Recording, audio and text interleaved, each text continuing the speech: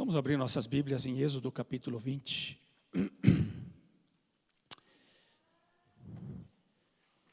Eu preciso confessar que eu, na verdade, queria pregar alguma coisa mais fácil, mais simples, mas Deus colocou isso no meu coração e a gente precisa falar sobre isso também. Êxodo capítulo 20.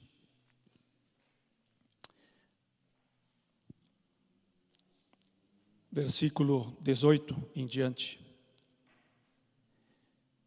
Vendo-se o povo diante de trovões e dos relâmpagos e do som da trombeta e do monte fumejante, todos tremeram assustados. Ficaram à distância e disseram a Moisés: fala tu mesmo conosco e ouviremos. Mas que Deus não fale conosco, para que não morramos. Moisés disse ao povo: não tenham medo. Deus veio prová-los para que o temor de Deus esteja em vocês e os livre de pecar. Mas o povo permaneceu à distância ao passo que Moisés aproximou-se da nuvem escura em que Deus se encontrava. Também, Hebreus 12, versículo 28 e 29, que é uma passagem onde toda referência é feita com relação a Êxodo 20. Para vocês verem que isso também está no Novo Testamento. Capítulo 12, versículo 28 e 29. Portanto, já que estamos recebendo um reino inabalável, sejamos agradecidos e assim adoremos a Deus de modo aceitável, com reverência e temor, pois o nosso Deus é fogo consumidor. O povo de Israel ficou 400 anos no Egito. Ali eles passaram muito tempo e mantiveram sim o conhecimento do Deus de Abraão, Isaac e Jacó, os patriarcas, mas certamente foram muito influenciados pelos deuses do Egito. O Egito tinha muitos deuses, esses deuses sempre, quando as pessoas faziam um sacrifício, aí esse Deus então abençoava essa pessoa. Então basicamente era um Deus que fazia coisas boas quando você fizesse um sacrifício. Em alguns povos chegaram até o ponto de sacrificar os seus próprios filhos. Agora, eles saem do Egito, debaixo da liderança de Moisés, e agora eles experimentam o Deus vivo e verdadeiro. O Deus tremendo, que está lá dia e noite numa nuvem ou numa coluna de fogo, guiando eles. E por outro lado, um Deus que chega ao ponto de abrir o mar, para que eles pudessem passar. Isso certamente deve ter impressionado tremendamente essas pessoas. E elas certamente disseram: mas que bom, agora sim nós temos um Deus que é muito maior do que qualquer outro Deus. E aí eles chegam até o Monte Sinaí, e agora nós nos encontramos com esse texto. Com esse texto, onde nós vemos, de repente, o povo com terror, estremecido e com muito medo. Poxa, mas não seria melhor se Deus não tivesse se apresentado desse jeito? Deus se apresentou. E é interessante, quando é que Deus se apresentou assim? Em sua graça, Ele tirou esse povo do Egito, estava levando e conduzindo esse povo, mas agora Deus diz: vocês são o meu povo. E aqui não é você trazer um sacrifício e as coisas estão em ordem. o meu povo precisa ter um caráter transformado. O meu povo, ele segue e vive segundo as ordens e os mandamentos que eu dou. E não é porque Deus é um Deus caprichoso que diz, eu quero isso. Não, porque Ele sabe que viver segundo os mandamentos, isso traz bênção, isso traz vida. E aí Deus, podem ver lá no capítulo 20, versículo 1 já, e Deus falou todas essas palavras: eu sou o Senhor, o teu Deus, que te tirou do Egito, da terra da escravidão. E agora Ele diz, eu vou continuar com vocês, mas não tenham outros deuses diante de mim. Não façam para vocês imagens de qualquer coisa no céu, na terra ou debaixo da água. Não usem o meu nome em vão. Guardem o sábado, o dia de repouso. Honre pai e mãe. Não matarás, não adulterarás, não furtarás, não darás falso testemunho, não cobiçarás a casa do teu próximo. Aqui um código de como essas pessoas deveriam viver. E é interessante que Deus aparece de repente em cima daquele monte, trovões tremendos, fogo possivelmente tipo, vulcão, eu não sei, lava talvez. Um ruído enorme, eles tiveram que tapar os ouvidos. E aí aquele povo realmente fica estremecido, porque eles não conheciam esse lado de Deus. Eles não imaginavam. Mas aqui Deus se está revelando como Ele é. E é interessante que no meio de todo esse medo que eles estão experimentando, porque o povo está aterrorizado, eles ficaram à distância e falaram: Moisés, fala você conosco. E aí Moisés diz algo interessante para eles: não tenham medo.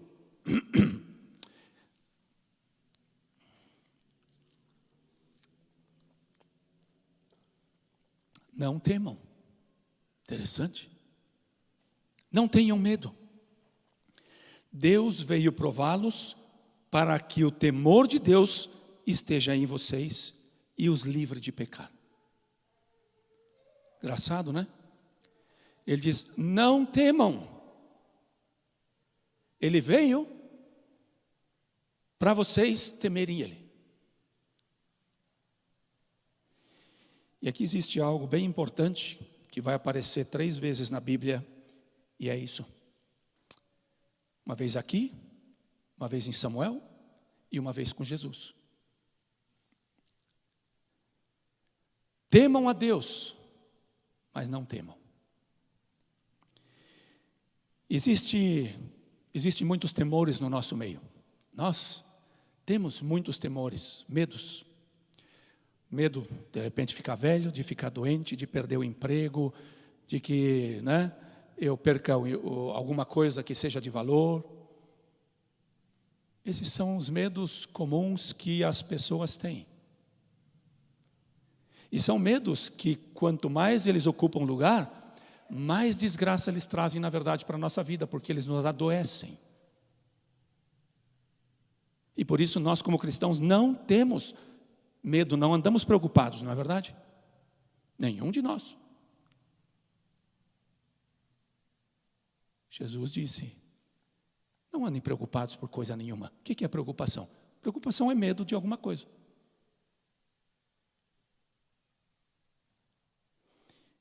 Agora existem medos que são bons. Quando você diz para uma criança: olha, não brinque com fósforos, porque você pode pegar fogo se você brincar com fósforo. É bom dizer bem para ele. Você está infundindo temor, mas é um temor bom. Você também não se coloca perto de um precipício, você fica longe para garantia. E assim, Deus chama esse povo para deixar o temor ruim que distancia dele, para temer com o temor certo, que aproxima dele. Que aproxima dele, aqui como nós já vimos, através da obediência. Bem claramente, para que o temor esteja sobre vocês e para que os livre do quê? De pecar. De pecar. Porque segundo os olhos de Deus, que são santos, todo pecado é horroroso.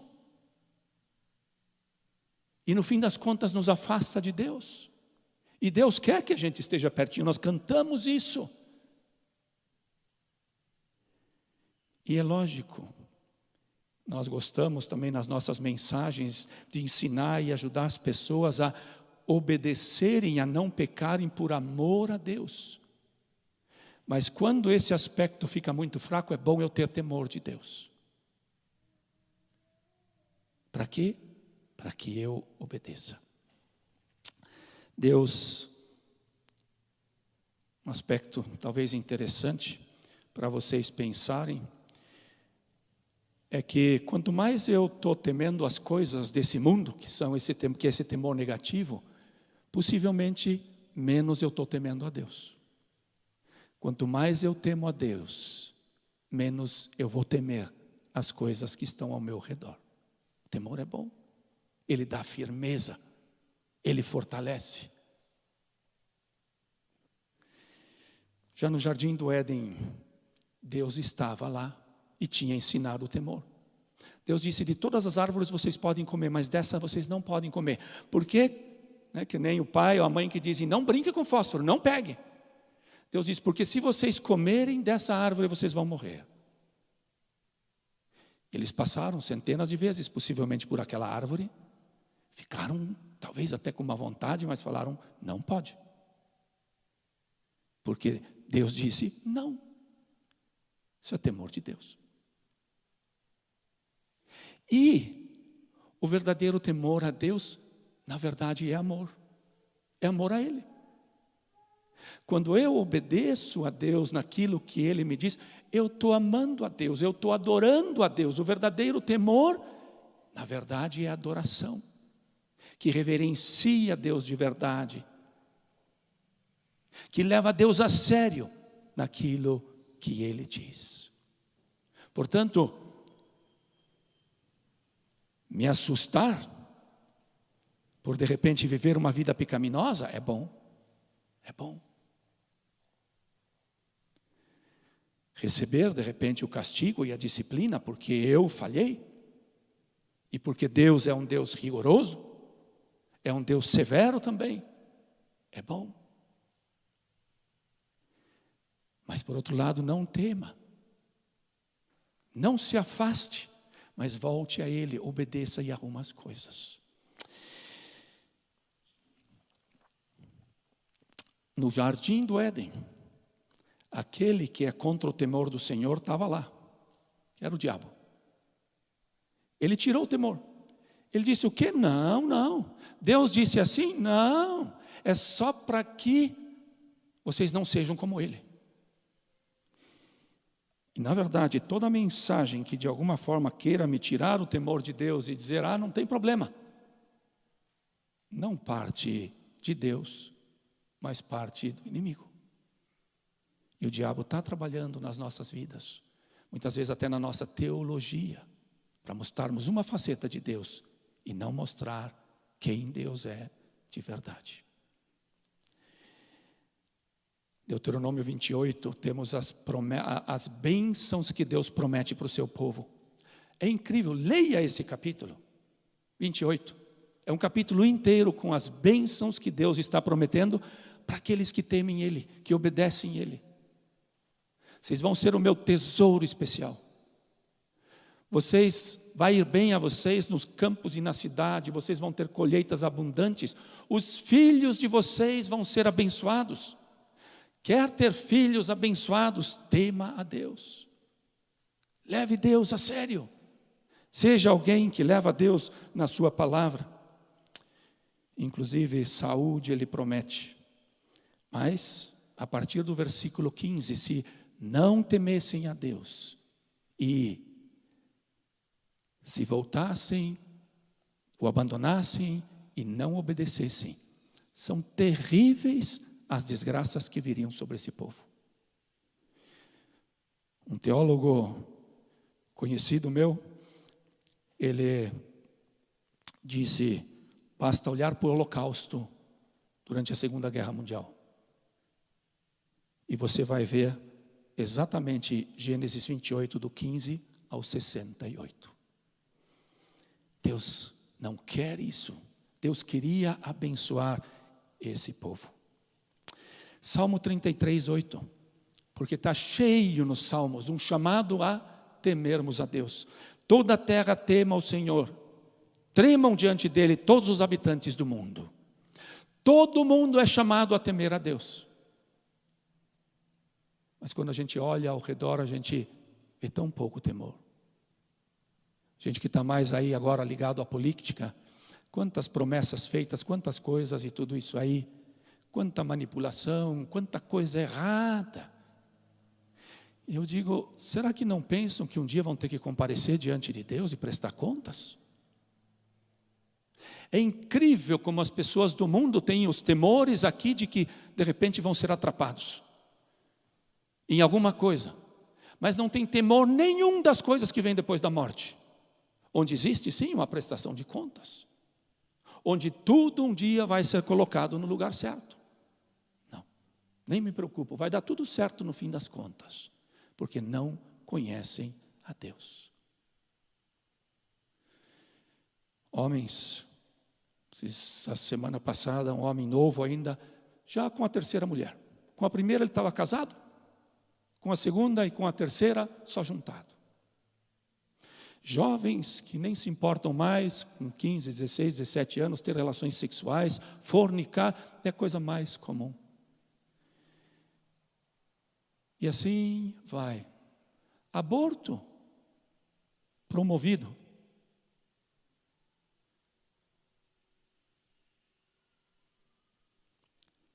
Ok? O triste é quando essas coisas estão na igreja. O triste é quando nós, como povo de Deus, não o tememos e essas coisas estão na igreja. Onde praticamos essas coisas. Às vezes vivemos até uma aparente devoção a Deus, mas no fundo vivemos sem temor a Deus, sem obedecer. Inclusive achando, bom, Jesus morreu por mim, logo todos os meus pecados estão perdoados, está tudo em ordem. Eu vou para o céu e está tudo certo. Não, nós vemos um chamado constante a que nós temamos a Deus. O temor do Senhor é o princípio da sabedoria, Provérbios 1 já e depois no capítulo 9. Seja sábio, tema a Deus. Não seja sábio aos teus próprios olhos, tema o Senhor e evite o mal.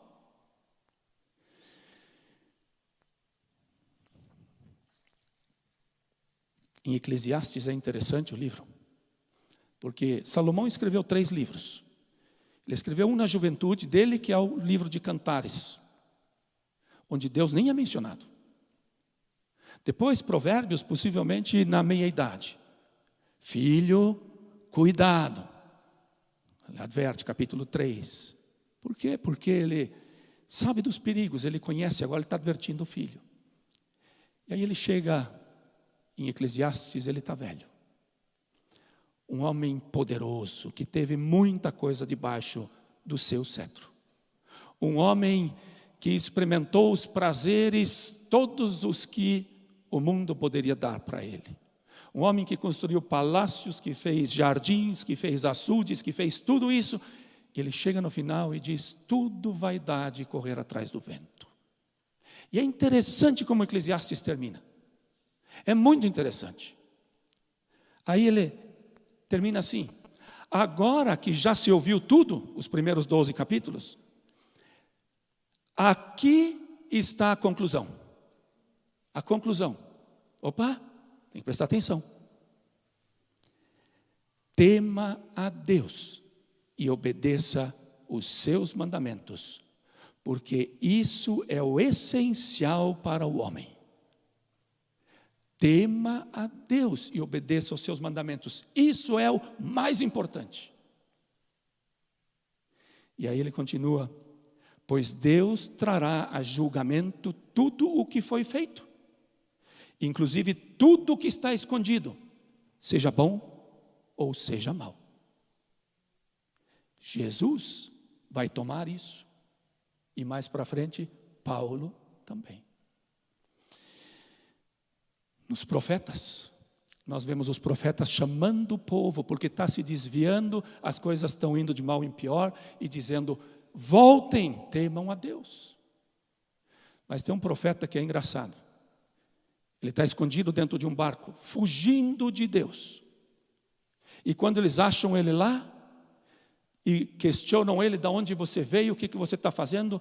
Aí ele diz o seguinte: sou hebreu e temo o Senhor. Sou hebreu e temo o Senhor. E a gente vê a vida dele torta, está fugindo de Deus, está andando para outro lado, mas está, inclusive, falando para os outros: eu temo a Deus. Esses marinheiros que ali estavam, depois a gente vê que eles temeram de verdade. Pode ler lá a história no capítulo 1. Esses temeram e tremeram diante de Jeová. Mas Jonas demorou mais um tanto até ele aprender a lição. Malaquias tem um texto lindo. Malaquias, no capítulo 3, versículo 16. É incrível, porque às vezes nós pensamos: pois é, o que adianta eu temer a Deus? Obedecê-lo, servi-lo. Veja, tanta gente vive de qualquer jeito, faz o que quer e vive muito melhor do que eu. Veja Malaquias 3,16. Depois, aqueles que temiam o Senhor conversaram uns com os outros, e o Senhor os ouviu com atenção. Interessante. Os que temiam se encontraram e estavam conversando, possivelmente se animando um ao outro, e o Senhor os ouviu com atenção. É como se Deus se inclinasse para com essas pessoas, porque temiam a Deus e não fizeram o que aqueles outros estavam fazendo. E aí continua: foi escrito um livro como memorial na sua presença, acerca dos que temiam o Senhor e honravam o seu nome. Na presença de Deus, escrito os nomes das pessoas que honravam. Incrível o carinho que de alguma forma Deus tem. E continua, Deus dizendo: eu terei compaixão deles, como um pai tem compaixão do filho que lhe obedece. Então vocês verão novamente a diferença entre o justo e o ímpio, entre os que servem a Deus e os que não servem. Um dia Ele vai trazer à tona. O que teme ao Senhor muitas vezes parece muito fraco, mas um dia tudo vai ficar claro. Bom, preciso adiantar. Muitos de nós, talvez até temos ouvido e aprendido, o Deus do Antigo Testamento, Ele é um Deus severo, Ele é um Deus muito duro. Eu gosto mais do Novo Testamento, eu gosto do Deus, em Jesus. E aí, é interessante o que Jesus mesmo diz sobre temer a Deus. Vejam Lucas capítulo 12. Lucas capítulo 12, onde ele tem um tempo com os fariseus, e onde ele diz exatamente o que ele tem que dizer aos fariseus, que são como túmulos, muito bonito por fora, mas podres por dentro. A sua conduta não condizia, e eles não tinham temor de Deus. Versículo 1. Nesse meio tempo, tendo-se juntado uma multidão de milhares de pessoas ao ponto de se atropelarem umas às outras, Jesus começou a falar primeiramente aos seus discípulos. Para quem que Jesus está falando? Para os discípulos. Tenham cuidado com o fermento dos fariseus, que é a hipocrisia. É fazer de conta que eu estou vivendo no temor de Deus, mas não estou. Aí ele continua: Não há nada escondido que não venha a ser descoberto, ou oculto que não venha a ser conhecido. E quando eu penso nisso, eu tremo. Quantas coisas que eu tenho feito que desagradaram a Deus, ou que desagradam a Deus. E imagina se aquilo vem à tona.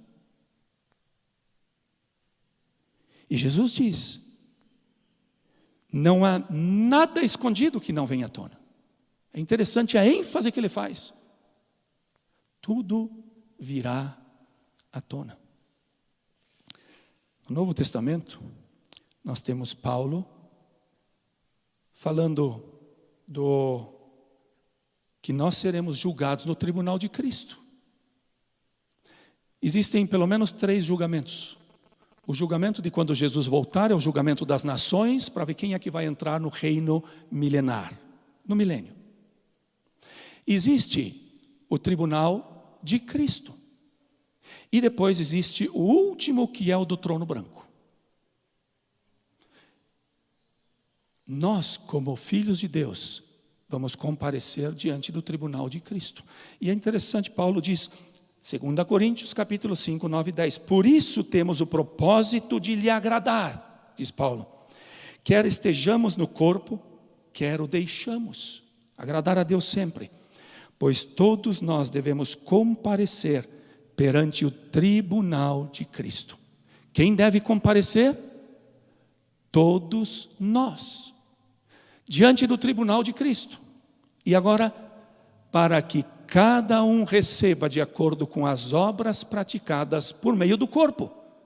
Ou seja, durante a minha vida aqui. E depois que eu fechar os olhos e morrer, aí fechou. Mas que cada um se receba de acordo com as obras praticadas por meio do corpo. E agora vem. Quer sejam boas ou más. Muitas vezes eu tenho ouvido e escutado, sabe o que? Os nossos pecados, eles estão todos perdoados, e nesse tribunal nós só vamos receber coisas boas. Paulo está dizendo, todas as obras que eu fiz virão à tona, sejam boas ou sejam más. As obras, aquilo que eu disse, aquilo que eu fiz, tudo aquilo virá à tona. É verdade que eu em Cristo passei da morte para a vida. Eu tenho a vida eterna. Eu em Cristo não estou mais debaixo da condenação, por isso esse é um tribunal que não vai condenar. Eu não serei condenado, mas é um tribunal de acerto.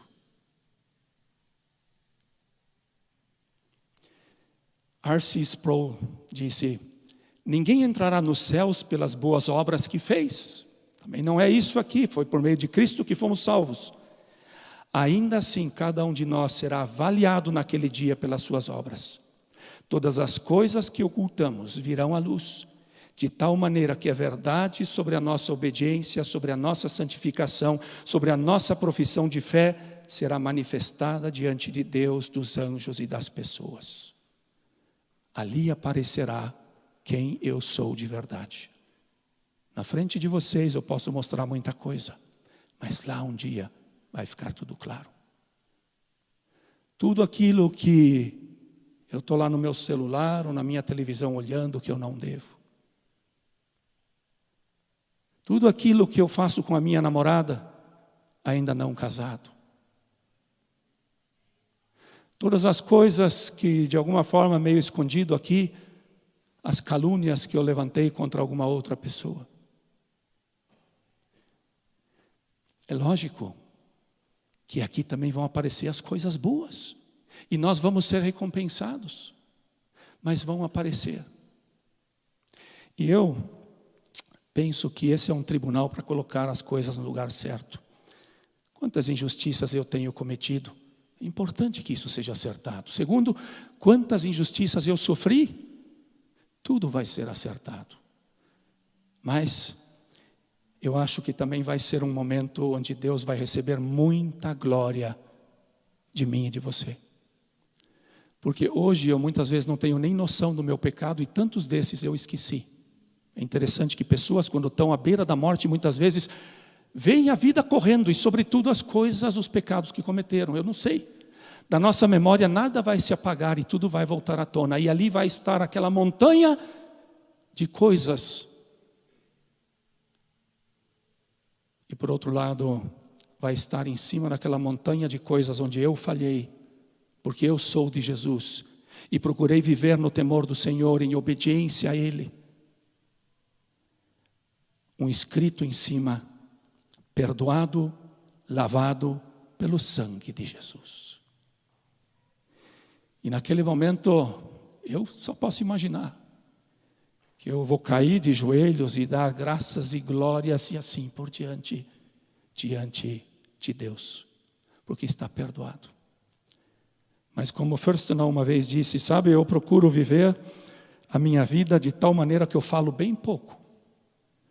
Porque eu não quero ficar muito tempo nessa fila, na frente do tribunal. E não quero atrapalhar os outros, eu quero estar bem curto lá na frente. De certa forma, temor de Deus. Eu vou cuidar como eu me conduzo. E por outro lado, a possibilidade de quando eu erro aqui, trazer isso à luz agora. Porque tudo que vem à luz agora,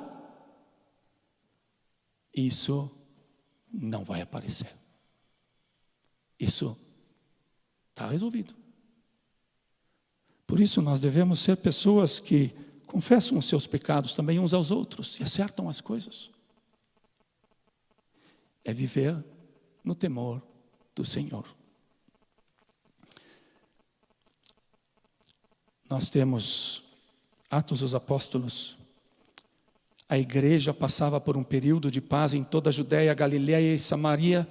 Ela se edificava e, encorajada pelo Espírito Santo, crescia em número, vivendo no temor do Senhor. Quando um homem, o Ananias e a Safira, esposa dele, decidiram fazer de conta, viver um pouco de hipocrisia, vendendo um terreno e dizendo, ou fazendo de conta que estavam entregando tudo, mas entregando uma parte, incrível o que aconteceu. Isso está no Novo Testamento. Que bom que Deus é tão misericordioso. Tem muitos outros textos nas cartas de Paulo, Pedro, até no Apocalipse. Até no Apocalipse, capítulo 14, você pode ver um anjo pregando o evangelho e dizendo, temam a Deus. Esse temor saudável que leva a Deus a sério, que se submete. E, vou concluindo, como é que eu cresço no temor do Senhor? Como é que eu cresço? Reconhecendo Deus como Ele realmente é. Reconhecendo como Ele realmente é. Não adianta conhecer a Deus só como Papai Noel, que só passa a mão na nossa cabeça. É importante esse lado também de Deus, que é severo. E esse é o aspecto que a Bíblia me mostra. Eu me lembro que eu durante muito tempo conhecia, na verdade, o contrário. O aspecto de temer tanto a Deus por quando fazer alguma coisa errada, eu ir me afastando cada vez mais dele, porque a severidade dele era muito forte. Até que um dia eu ouvi uma mensagem, um sermão, que essa pessoa diz, você não precisa mostrar que você ama Ele, Ele te amou primeiro. E a partir disso, você vai. Você não precisa obedecer para ser aceito, por quê? Você já foi aceito em Cristo Jesus, é verdade. E se me abriu esse aspecto de quem eu sou em Cristo, e foi tremendamente libertador. Mas também é libertador quando nós descobrimos esse aspecto de que eu preciso temer a Deus. E quando eu não temo por amor, que eu tema por tremor. Para crescermos no temor do Senhor, é importante nós participarmos da igreja, vivermos igreja. Porque é na igreja que nós vemos como outros irmãos vivem no temor do Senhor. Por isso, é importante que nós sejamos íntimos. E nós aprendemos um do outro. A vida na igreja também deve proporcionar outra coisa que está bem difícil. Quando o irmão vem e me diz: Dietmar, você não está vivendo certo. Esse aspecto na tua vida não agrada a Deus. Hoje nós não temos mais coragem de dizer nada. Mas é importante, isso é vida na igreja. Nos ajudando a crescer no temor do Senhor, porque outros viram determinadas coisas que são desagradáveis aos olhos de Deus. E eu quero agradar, então, eu digo: muito obrigado o que você me falou, eu vou colocar isso em ordem.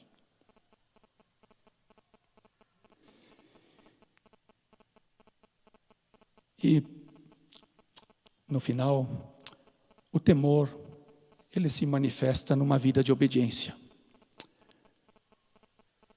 Paulo diz: quando ele deu as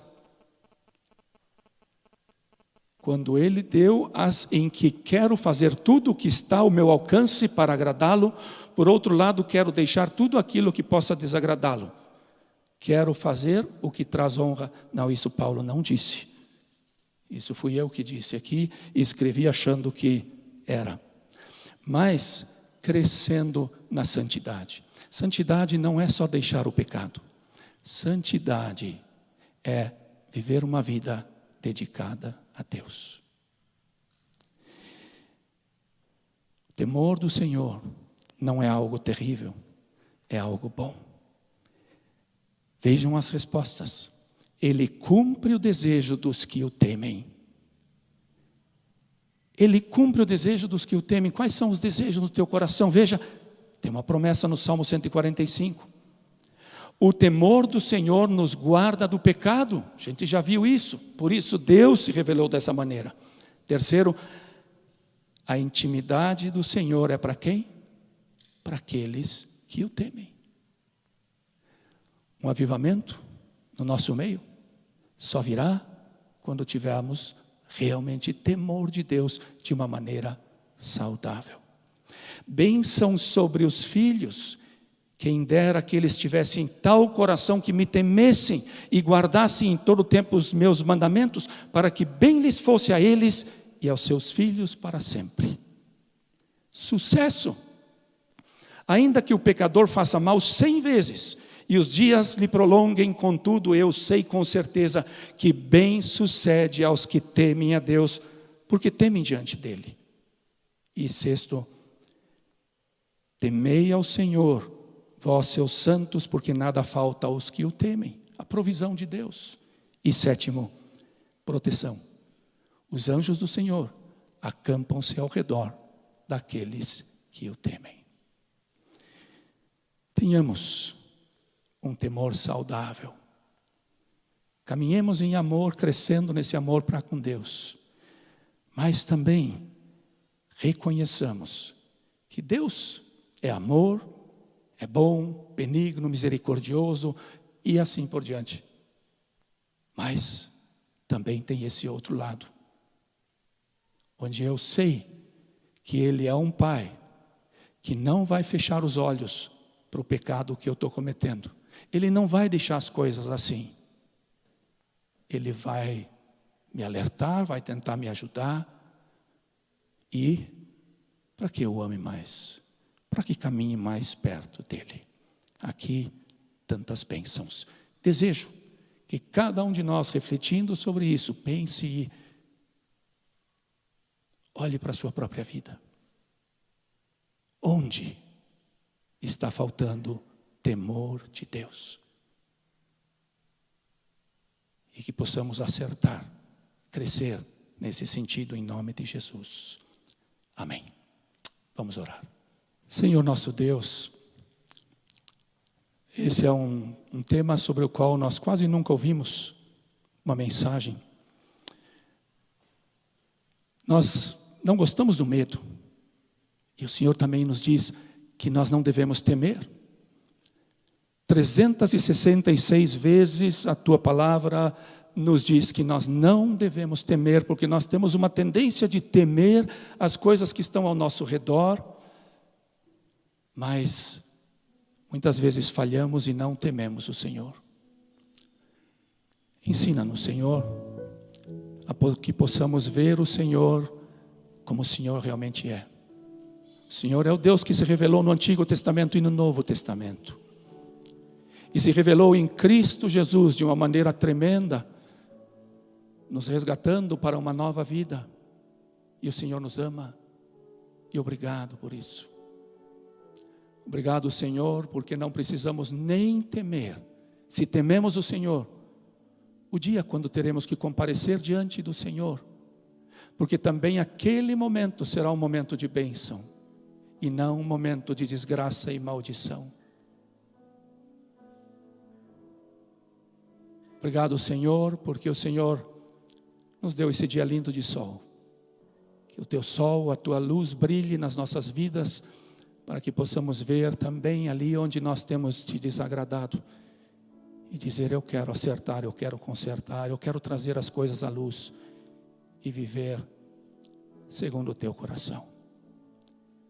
Que o Senhor te abençoe, que o Senhor te guarde, que o Senhor faça resplandecer o seu rosto sobre ti, e que Ele tenha misericórdia de ti. Que o Senhor levante o seu rosto sobre ti e te dê a sua paz em nome de Jesus. Amém.